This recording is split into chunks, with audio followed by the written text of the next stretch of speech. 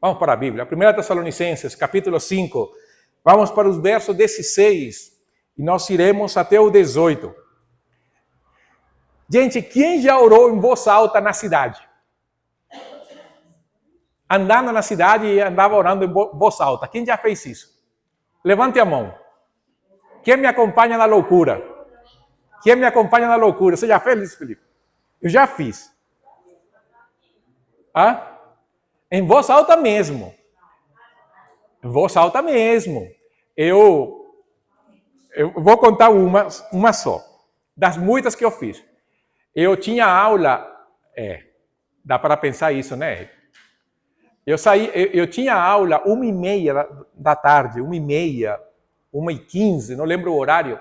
Aí eu saía de casa, eu ia a pé, né? Naquele sol escaldante da minha cidade ali, o sol batendo no Equador, assim, na linha do Equador, 24 horas não, 12 horas por dia, todos os dias do ano, aquele calor de 30, 32 graus. Eu fechava a porta do prédio até a universidade era mais ou menos 1 quilômetro. Lá ia eu, orando a Deus. Comumente, por alguma coisa que tinha acontecido, eu andava bravo. E nessa época eu ficava muito bravo com qualquer coisa. E eu começava a falar assim, Senhor, nós vamos ter uma conversa agora. Eu falava assim, e Senhor, eu sei que o Senhor vai me ouvir. E eu começava, lá. Começava naquela briga com Deus, naquela briga com Deus. De repente, eu já estava chegando na rotatória, que é mais ou menos a metade do percurso. E eu andava mais calmo. Na hora de eu entrar na universidade, eu estava já humilhado, já Deus tinha me dado aquela pancada santa. Aí eu chegava, tá bom, Senhor, seja feita a sua vontade, agora eu vou para a aula, me ajuda, Deus. Aí eu entrava.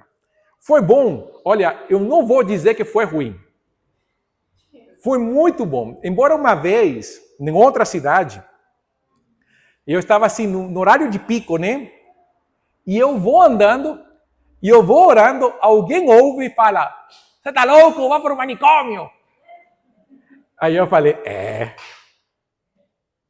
Aí eu me imaginei do lado de fora, se eu tivesse visto alguém como eu falaria, vai pensar que eu tô louco mesmo. Mas vantagens de ter feito isso. Uma das vantagens é que eu me acostumei a orar em qualquer momento, em qualquer lugar e na circunstância que solicitar. Eu me acostumei a isso, a orar a Deus assim. Eu preciso orar, vou e oro. Ruim, porque tu tem os dois lados, né? Criar uma rotina de oração ficou complicada. Por quê? Porque eu estava acostumado a orar a qualquer momento. Então, assim, ter um horário de oração tem sido até hoje uma das disciplinas maiores que eu tenho que ter para manter uma vida de oração. Então, veja como, às vezes, nós mantermos uma rotina fica complicado porque nós mesmos vamos criando empecilhos fazendo coisas boas. Tem pessoas que, nos anos 90, teve muito experimento de oração. Nos anos 90. Teve pessoas que oravam cantando, não sei quem já fez isso. Quem já fez? Aqui ninguém vai falar, é Batista, né? Batista já... você já fez, né? Já, aqui nunca. Teve pessoas que oravam abrindo os salmos e fazendo a leitura do salmo para ajudar na oração. Aí sim, muitas pessoas fizeram isso, aí ninguém vai falar, porque vamos ser catalogados de católicos, mas isso aí, muitas pessoas fizeram isso. Tem pessoas que... Enfim, gente, tanta coisa, principalmente para orar, mas também nós podemos falar de outras questões. Paulo vai falar de um tripé que vai nos ajudar a manter nossa vida devocional mais frutífera. Eu falei da oração, é um dos 3 tripés. Paulo vai falar neste texto da alegria, da oração e da gratidão, que devem sempre girar em função da pessoa de Jesus. Principalmente a gratidão, gente, porque hoje o mundo fala para ser grato, mas a gratidão cristã é completamente diferente da gratidão que se prega lá fora. Vamos lá para 1 Tessalonicenses 5, 16 ao 18. Acharam o texto? Deve ter achado, né? Então, tudo que eu falei é para achar fácil. A Bíblia fala assim, alegrai-vos, orai, sede gratos, pois essa é a vontade de Deus em Cristo Jesus para convosco. Senhor, muito obrigado nesta manhã. Nós temos um grande privilégio de participar da Tua palavra. Obrigado pelo privilégio que nós temos de cultuar o Senhor e pedimos, ó Deus, que estes 3 aspectos, a a alegria, a oração e a gratidão estejam nos nossos corações para sempre. Nos ajuda, Deus, para que o Senhor nos dê entendimento para viver e aplicar a Tua palavra nos nossos corações. Em Cristo Jesus. Amém. Amados, a primeira questão é a alegria do Senhor. Se você lembra, o verso 15, vai falar que você não pode retribuir o mal com o mal, senão que deve seguir sempre o bem uns para os outros. E já Paulo nos dá uma característica de uma vida cristã que ela atua sempre em função do bem. Você não paga mal pelo mal, você vai fazer o bem. E Paulo vai dizer, alegrai-vos, mas alegrai-vos sempre. E esse sempre é possivelmente a coisa mais difícil que nós temos. Por quê? Porque nós podemos nos alegrar em momentos bons. Nós nos alegramos no aniversário, nos alegramos nas vitórias do nosso time, nos alegramos nos momentos em que há uma promoção de emprego, arruma emprego, sai a vaga na universidade, a gente se alegra nessas coisas. Mas o que acontece quando as coisas não se dão bem? Lógico, mas é normal estar triste, entenda isso, porque lembre que a Bíblia vai trabalhar uma característica da pessoa que é como Cristo. Então, nosso equilíbrio emocional, ele é diferente do equilíbrio emocional do mundo. O mundo hoje parece que trabalha em função da gente viver os sentimentos de uma maneira pura. Quer dizer, se você está triste, é para você estar triste e lidar com a tristeza. Se você está bravo, é para você lidar com a raiva. Se você está assim, mas na verdade nós somos uma mistura de sentimentos. Você pode estar alegre por uma coisa e bravo por outra. Por exemplo, você pode estar feliz por uma promoção do emprego, mas você está bravo porque não era isso que você queria. Você queria o outro que fulano pegou e era esse que você almejava e você tinha melhores condições do que ele. E você fica bravo porque fala, seguro ele conversou com o chefe, ou teve alguma coisa assim e tal. Mas a alegria de Cristo, o que Paulo vai dizer, ela vai além dos sentimentos e circunstâncias externas. Coloque seu dedinho ou marcador em Filipenses capítulo 4, porque nós iremos para Filipenses capítulo 4 nas 3 vezes, porque Paulo repete as mesmas instruções aos filipenses. E é interessante porque na igreja tessalônica, Paulo escreve para uma igreja que está sendo perseguida. E a igreja de Filipenses, Paulo escreve estando ele na prisão. Quer dizer, não são cartas escritas desde a tranquilidade da vida para pessoas que estavam na tranquilidade da vida. Paulo escreve momentos difíceis para pessoas que estavam atravessando momentos difíceis. E no capítulo 4 de Filipenses, nos versos 4 e 5, Paulo fala assim, alegrai-vos como? Sempre no Senhor. Outra vez. E diga outra vez. O que diz outra vez? E você não pode falar esse texto assim, alegrai-vos sempre no Senhor. Como é que você pode falar isso para transmitir o que o texto fala? Então faça. Faça a leitura do verso 16. Mas com cara fechada não dá, né? Alegrai-vos sempre. Se alegra, viu? Não dá, gente. E Paulo fala assim, alegrai-vos sempre no Senhor.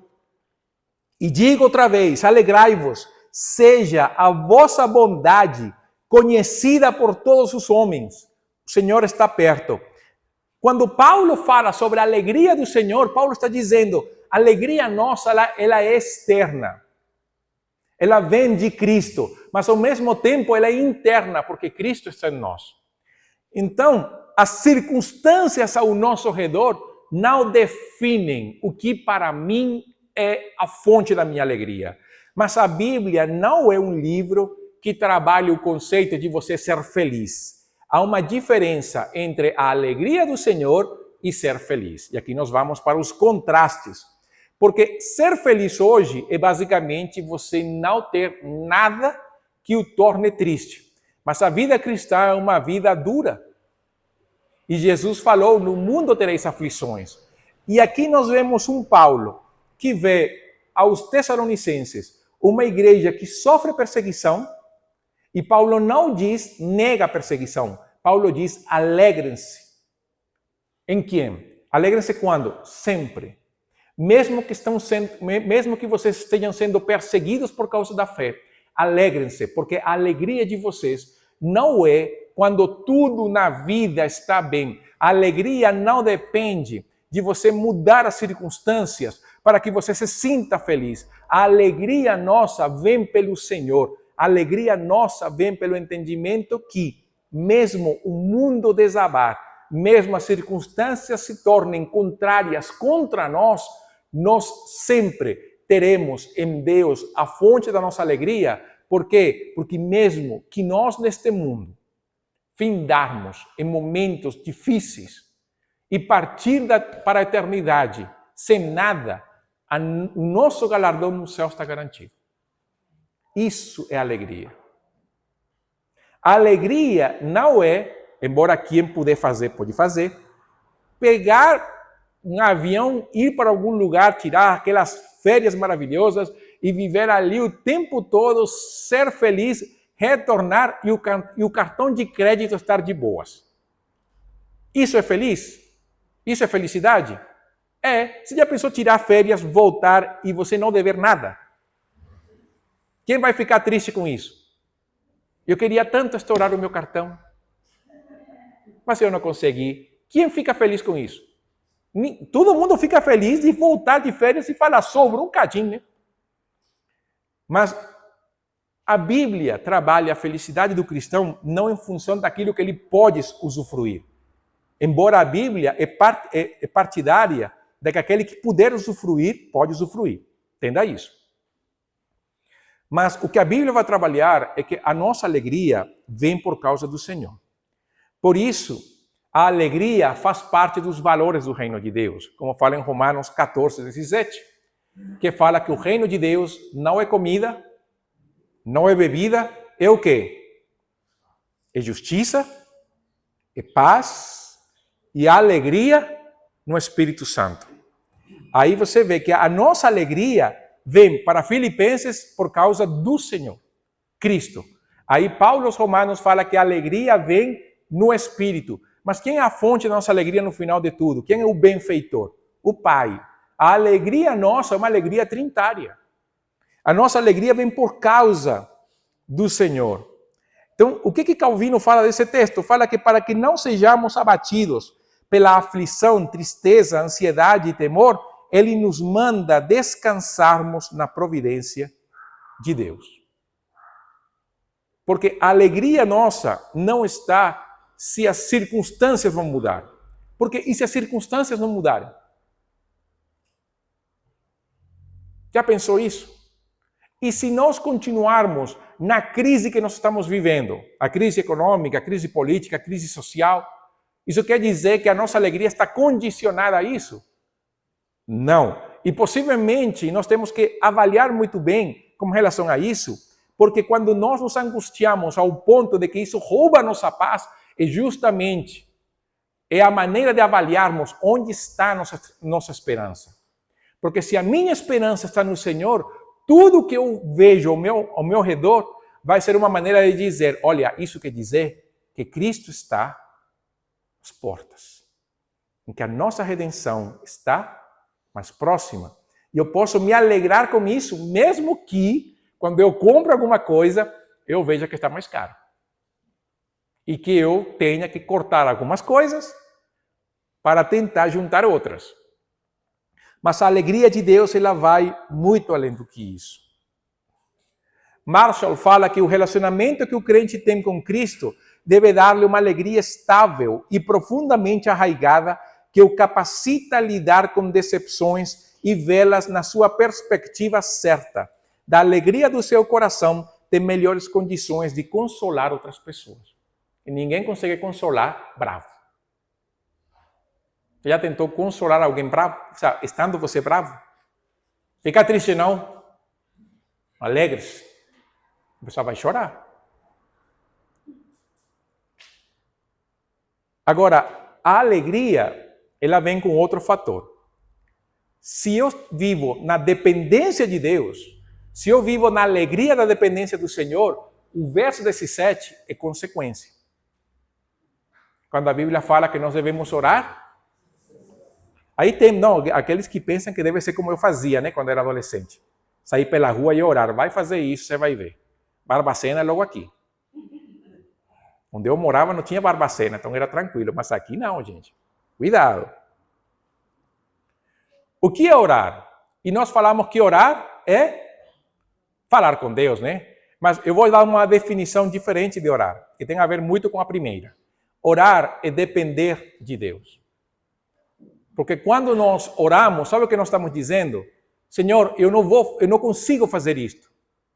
Eu vou recorrer a Ti, para que o Senhor faça aquilo que para mim é impossível de fazer. Orar é uma manifestação da nossa dependência divina. E nós temos que pensar dessa maneira. Por isso, quando oramos, entendemos que não temos o controle das coisas e que Deus pode fazer muito mais do que pedimos ou entendemos por causa da sua onipotência, conhecimento, sabedoria e soberania. Quando a suficiência de Cristo governa a nossa vida, orar não é problema. Quando Cristo é suficiente, orar para mim é um prazer. Mas quando ficamos ansiosos e preocupados, repare, nós oramos menos. Você reparou isso? Enquanto maior a ansiedade, menos a nossa oração. Enquanto maiores as nossas preocupações, menos oramos. Sabe por quê? Porque nós tomamos as rédeas do problema e a gente não quer soltar. E acontece aquilo, você ora e solta, mas depois que ora, pega de novo. Senhor, eu entrego o fardo aqui, Senhor, e tal, e aí ora, está leve. Quando termina de orar, Senhor, estou tão leve, me dá o fardo de volta. Que é tão gostoso carregar o fardo, estou leve, posso carregar mais um pouco. Nós fazemos isso. E quando a alegria do Senhor nos empurra e nos convida, nos leva à oração de maneira espontânea. Quando Cristo é suficiente, podemos e desejamos aliviar nossos fardos nele. E derramamos nossa vida diante de Deus em oração e súplica. Filipenses, de novo, capítulo 4, versos 6 e 7. Na mesma sequência, Filipenses. Não andeis ansiosos por coisa alguma. Pelo contrário, sejam os vossos pedidos plenamente conhecidos diante de Deus por meio da oração e súplica. Aí ele pula, né? Para o próximo ponto, com ações de graças. E a paz de Deus, que ultrapassa todo entendimento, guardará o vosso coração e os vossos pensamentos em Cristo Jesus. Essa ideia de Paulo é que quando nós oramos e derramamos nossa vida diante de Deus e entregamos ao Senhor tudo aquilo que nos atinge, tudo aquilo que nos angustia, tudo aquilo que nos gera ansiedade, a paz de Deus pode vir. Mas quando realmente entregamos ao Senhor isso é fácil? Não. Porque, como eu falei, a gente gosta de carregar o fardo. A gente gosta de viver com aquilo que sempre andou. Nós temos uma dificuldade enorme em aprender a viver na leveza da fé. E nós gostamos de fardo. Me fala de um fardo, me manipula que eu gosto. E quando isso não vem, a pessoa se sente livre para se amarrar com outras coisas. E não experimenta a paz de Deus. Quando oramos, nós devemos entregar a Deus, derramar diante dele nossas angústias, nossos pesares, nossos anseios, os nossos desejos, não para que Deus faça o que eu quero, mas a entrega é justamente para que Ele faça o que Ele quer. Aquilo que é realmente proveitoso, de acordo com a sua soberana vontade. E como eu entrego nas mãos do Senhor, sabe o quê? Já não está mais no meu controle. Como é que eu vou andar? Sabendo que Deus está dirigindo todas as coisas e Ele fará no tempo certo. E enquanto a angústia vira o coração, sabe o que você deve fazer? Ore de novo. Mais uma vez. E ore até realmente você ter entregue isso nas mãos do Senhor. Até o dia em que você lembra desse assunto e você sabe, está nas mãos do Senhor e eu estou tranquilo. Até então, ore. Ore e ore para que a alegria de Deus se torne uma realidade na sua vida. De novo com Marshall, ele fala que Paulo não diz que não existem horários estabelecidos, mas sim que os cristãos devem viver em tal comunhão com Deus que a oração, quer falada, quer silenciosa, sempre seja fácil e natural. Aí Hernández Dias Lopes fala que esse termo de sem cessar não significa fazer continuamente, mas sim voltar a fazer constantemente.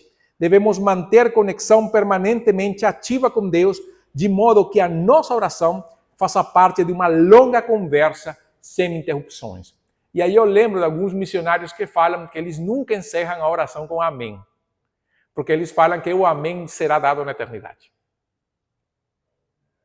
Sabe por quê? Porque quando nós oramos a Deus, nós mantemos o canal aberto. Sabe por que o canal está aberto? Não porque nós iniciamos a transmissão, senão porque na cruz o véu foi rasgado, de cima para baixo. E a comunhão de Deus com os homens foi restabelecida por Cristo. E por isso nós entramos na presença de Deus com toda ousadia e fé, com ações de graças. Por quê? Porque Cristo, o nosso sumo sacerdote, abriu o caminho através do seu corpo para que nós pudéssemos entrar na presença de Deus com alegria. Essa é a nossa segurança. Cristo. Por isso que nós podemos orar. E o que nós falamos do hino 155 do nosso cantor cristão, o grande amigo? Eu não vou cantar, você sabe que não, mas eu vou recitar, né? Em Jesus, amigo, temos. Ele manda que levemos. Oh, que paz perdemos sempre. Oh, que dor no coração. Só porque nós não levamos tudo a Deus em uma oração. Então, ore sempre. Ore sempre. Viva isso. Então, qual é o resultado? O verso 18. O verso 18 vai dizer... nós estamos aí em Filipenses, né? Então, eu vou aqui com o verso 18.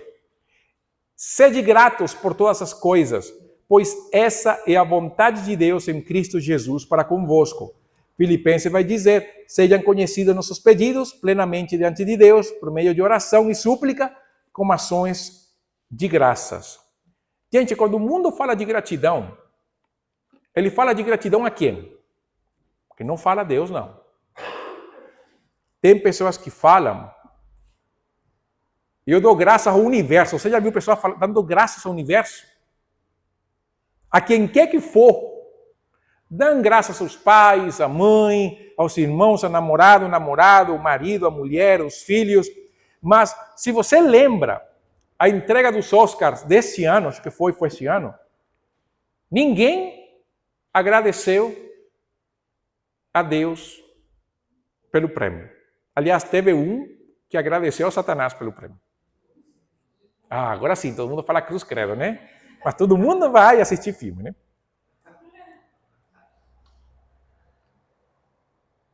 Por quê? Porque o mundo não é grato a Deus, gente. E se ele é grato a Deus, ele é grato por aquilo que ele pensa que merece receber. O cristão não. A gratidão do cristão, ela é, como Paulo fala, por todas as coisas. Sabe o que isso quer dizer? Por todas as coisas boas e más. Mas ninguém agradece a Deus pelas coisas más.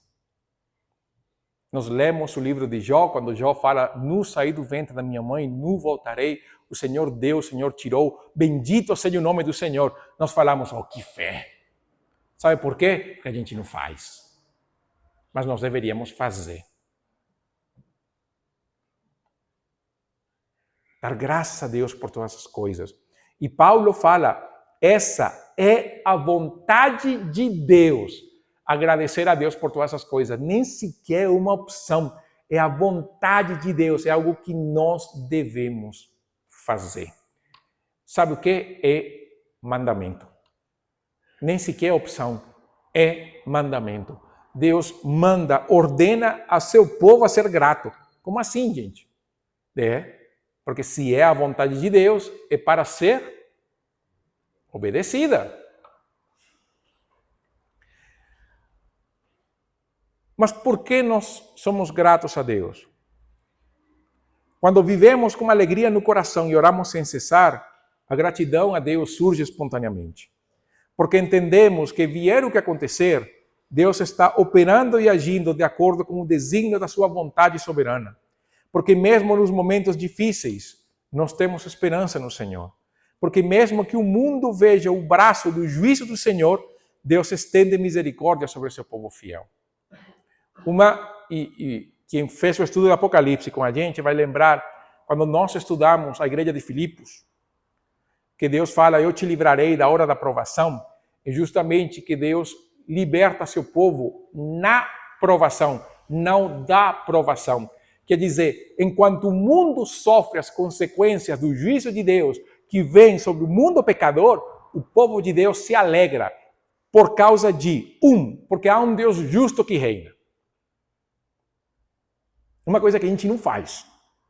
Quando as coisas ruins acontecem, nós somos empáticos, beleza, mas se alguém perguntar, nós poderíamos até dizer, olha, eu posso até suspeitar que é a mão de Deus contra. Por quê? A razão é muito simples, gente. O problema é que nós focamos tanto na bondade que esquecemos da justiça. O mundo é tão pecador, e nós inclusive somos tão pecadores, que nós damos todo dia razões a Deus para nos matar. Sim ou não? Sim, nós damos razões a Deus todo dia para Ele derramar a sua ira sobre nós e nos enviar para o inferno. E Ele poderia fazer isso? Poderia, Ele é completamente justo, Ele é completamente santo. Em nada diminuiria o ser de Deus. Mas Deus, na sua misericórdia, Ele estende graça para se tornar conhecido, para que as pessoas busquem o Senhor, se rendam a Ele, o adorem, o sirvam. Sabe qual é o problema? Que nós focamos tanto na misericórdia que esquecemos que a misericórdia de Deus não tira a responsabilidade do homem do seu pecado e de um dia se apresentar diante de Deus e ser julgado por Deus por toda a eternidade. Nós esquecemos disso. E quando o mundo então passa pelo juízo de Deus, o cristão pode dizer, olha, a manifestação de um Deus justo é que Deus pune o ímpio. E a Bíblia fala isso. Justamente quando Deus atua, quando Deus age em justiça, é justamente para o povo se alegrar.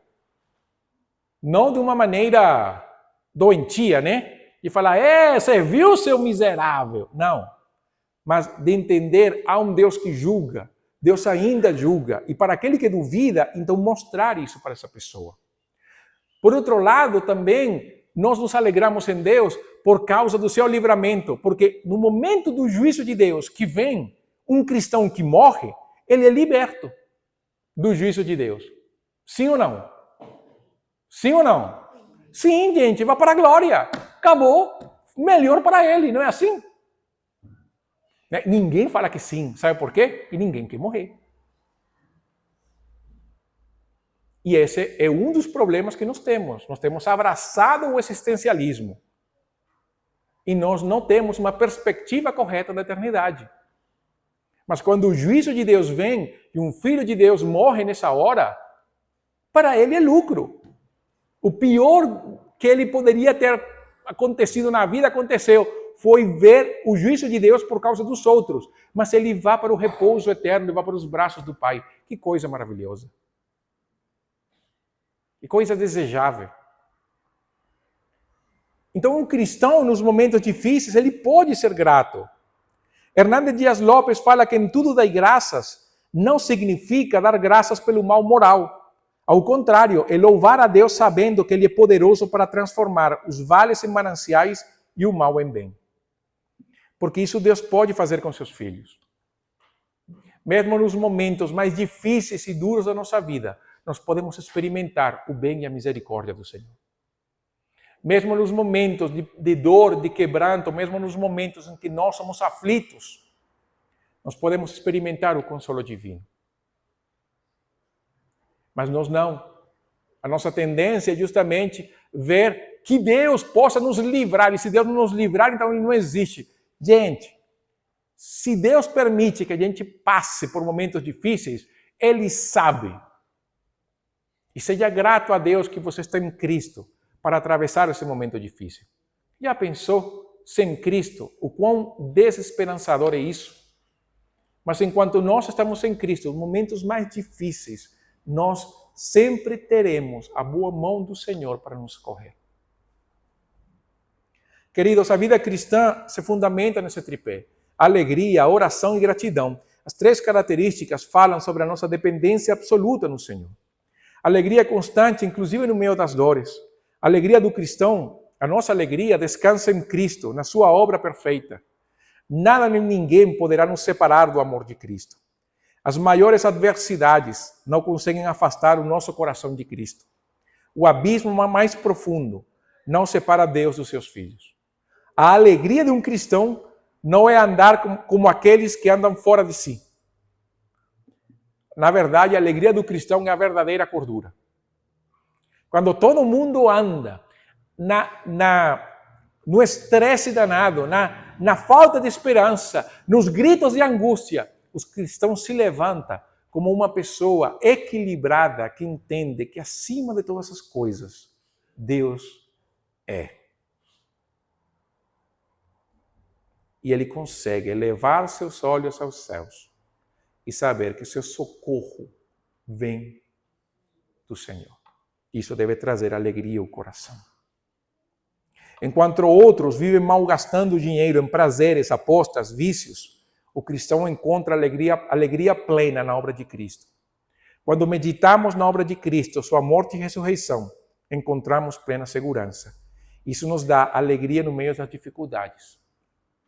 Está angustiado? Pare, medite, pense. Pense em Deus. Pense no Senhor. Pense na eternidade. Vai lá, trono do Senhor. Pense na grandeza do Deus que você ama e serve. E pense, porque é bíblico, que aquilo que você está acontecendo, para Deus não é indiferente. E Deus sabe, e Deus conhece. E o melhor, Deus sabe o fim. A gente não sabe, mas Deus sabe como que vai terminar. Isso que é maravilhoso. E como Deus sabe como vai acabar, eu posso descansar de que Deus vai nos levar. Lembra quando Jesus falou para os discípulos, vão para o outro lado, e ele ficou? O que aconteceu? A viagem foi tranquila? Levantou vento, tempestade, aquela coisa, no meio da noite, os discípulos não sabiam o que fazer. Aí encontram quem? Jesus. Jesus nem estava indo ao encontro deles. Jesus estava indo, ia ultrapassá-los. Quer dizer, Jesus ia chegar primeiro. Aí é quando todos pensaram que Jesus era quê? Fantasma. Começaram a gritar. 3 horas da manhã, gente, imagine. Você está no meio do mar, uma lagoa imensa, como o mar da Galileia. E aí você está no meio do mar, das ondas, 3 horas da manhã, pouca iluminação, não tem LED, não tem nada. E as velas apagadas, possivelmente pela água, aquela coisa. E de repente você vê um vulto que vai andando. E você não tem para onde ir. Você faz o quê? Se você entra no mar, morre afogado. Se você fica na barca, você vai correr para onde? Você está no meio do mar. Você vai dar voltas assim na barca? E a barca sendo movimentada pelas ondas? Gente, para gritar mesmo. Até ouvir a voz de Jesus. Sou eu. Não tem mais. Se Jesus nos ordena ir, mesmo que Ele não estiver conosco na barca, e as tempestades se levantarem, nós vamos chegar lá. Essa é a alegria que deve encher nosso coração. Oração, nosso coração. A oração, por outro lado, não é meramente um exercício espiritual vazio. Ele é vivo, assim como o nosso Deus que vive e reina. Por causa do Senhor, nós dobramos nossos joelhos a Deus em oração.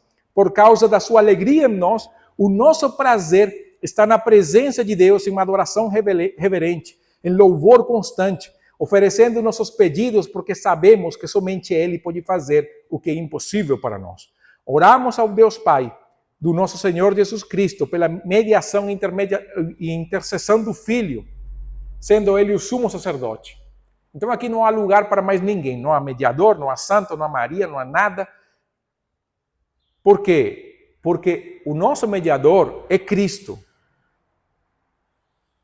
E nós devemos orar a esse Deus que deu sua vida por nós. A esse Deus, aliás, que enviou seu Filho, que deu sua vida por nós, para que esse caminho fosse aberto para que nós pudéssemos orar ao Pai.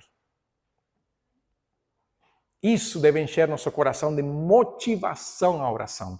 Oração é um encontro vivo com o Senhor. Aproxime-se de Deus, aproximemo-nos a Deus em plena certeza de fé, com plena confiança e alegria, porque Deus tem prazer em nos ouvir e se deleita na nossa comunhão. E seja grato por tudo. E não isole a palavra gratidão. Se você vai falar de gratidão, fale completo. Gratidão a Deus. Nós temos que ter senso de gratidão, que nasce de um coração que entende quem é Deus. Sendo Deus eterno, onisciente, soberano e imutável, sabemos que Ele não somente está no controle de todas as coisas. É Deus quem traça pela sua poderosa mão, desde antes da fundação do mundo, o percurso pelo qual nós andamos. Nós simplesmente vemos Deus agindo, parece como que Deus vai traçando a linha, esperando a decisão humana. Deus sabe o que o homem vai decidir, Deus sabe para onde vai, Deus sabe o processo completo, Deus conhece o fim de todas as coisas. A nossa confiança está nisso. E por isso nós podemos ser gratos a Deus. A nossa realidade é somente um ponto pequeno dentro da trama da história da humanidade, onde Deus teceu o seu propósito maravilhoso, criando um belo tapete da sua vontade, propósito e poder na eternidade passada. Quando pensamos dessa maneira, entendemos que toda a nossa realidade é algo já pensado por um Deus poderoso e amoroso. Assim sendo, como eu falei na série dos atributos, a vontade de Deus não contradiz nem anula a vontade humana ou as decisões humanas. Mas as decisões do homem já foram de antemão conhecidas por Deus. Ou você acha que não? Se a gente negar isso, nós negamos a eternidade e a imutabilidade de Deus. Deus conhece as intenções dos corações dos homens. Por isso que nada frustrará os planos do Senhor. Como é que a gente não pode ser grato por um Deus que sabe todas as coisas? Mas nós não, nós queremos um Deus que atue na medida em que o mundo vai atuando. Deus já sabe o que vai acontecer. A nossa confiança está nisso. Por isso que quando juntamos tudo, temos uma forte motivação para viver a vida plena em Cristo. A alegria do Senhor, a dependência em oração, uma confiança plena que se traduz em gratidão. Por isso é que, ao invés de andarmos carrancudos, bravos, como se nós tivéssemos uma linha de limões, chupando o tempo todo limão com sal e alho e vinagre, alegre-se no Senhor. Use o limão para fazer uma limonada ou para jogar no peixe. O horário, né? Use o alho para temperar o frango. Use o vinagre para a salada. E agradeça e louve ao Senhor pela sua soberana graça. Descanse no Senhor. Descanse no Senhor. Sabe, o que eu falei não nega em momento algum que nós, e veja que Paulo fala para orar sempre, e não quer dizer que em alguns momentos nós tenhamos que agir. Mas entenda, o texto está falando de atitudes internas, não de atitudes externas. Antes de nós tomarmos posição sobre alguma coisa, e falar de alguma coisa, e contender, em momentos haverá que contender sobre outras questões, nós precisamos fazer isso com um coração equilibrado.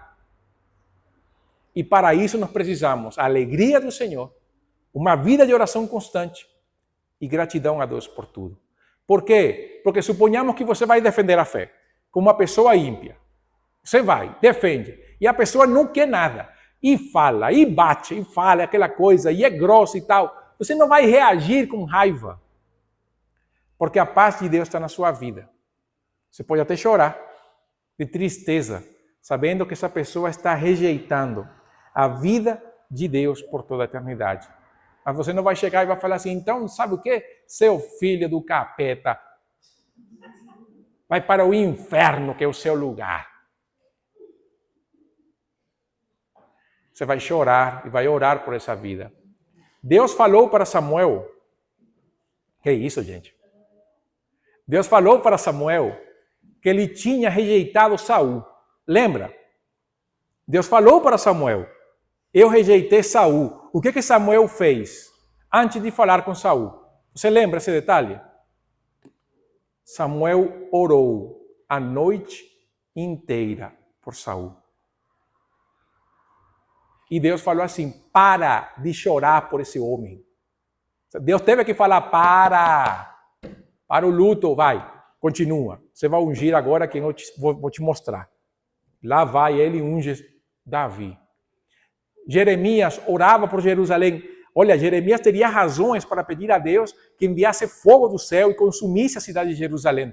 E ele não fazia. Ele orava e clamava por misericórdia para que Deus estendesse graça. E Deus falou para Jeremias, para de orar por essa nação. Entenda, nunca Deus tem falado conosco para parar de orar por alguém, para deixar de orar pela nação, para deixar de orar pela nossa cidade. Sabe por quê? Porque a gente não ora o suficiente. Porque nós vivemos tão amargurados por aquilo que vemos, que a nossa oração é, Senhor, aqui acabou a esperança. Eu imagino Deus no céu ouvindo nossa oração. Que bom que Deus não se frustra conosco. Que Deus não é homem para se frustrar. Mas Deus é paciente. E nos mostra. Quando nós temos um coração cuja fonte da alegria é o Senhor, a nossa oração é constante, cheia de graça e misericórdia. Para quê? Para viver em gratidão, mesmo que o mundo caia. A Igreja de Cristo, nos piores momentos da sua vida, nunca esteve amargurada. Ela sempre encontrou nas perseguições, nas opressões, nos momentos difíceis, uma motivação para continuar pregando, para continuar evangelizando, para continuar fazendo a missão. Nunca a condição moral da cidade ou do mundo foi uma causa em que a igreja permaneceu de braços cruzados ou permaneceu fechada. A igreja sempre foi. Sabe por quê? Porque era uma igreja que vivia na alegria do Senhor, era uma igreja que orava, era uma igreja que era grata. Se você pensa que não há esperança, avalie a sua vida, porque Deus é o mesmo. E na medida de pecado, nós estamos muito aquém de momentos históricos que já foram piores. E lembre, o problema nunca será a condição moral do mundo. O problema está mais na incredulidade da igreja, que não consegue crer que Deus ainda pode salvar o pecador. Mas enquanto estivermos aqui como Igreja de Cristo, é porque há ainda esperança de salvação de vidas. E enquanto nós estivermos neste mundo, haverão pessoas que vão precisar de alguém que lhes fale de Jesus. A pergunta é, quem irá? Ore. Vamos colocar de pé nesta manhã, vamos orar.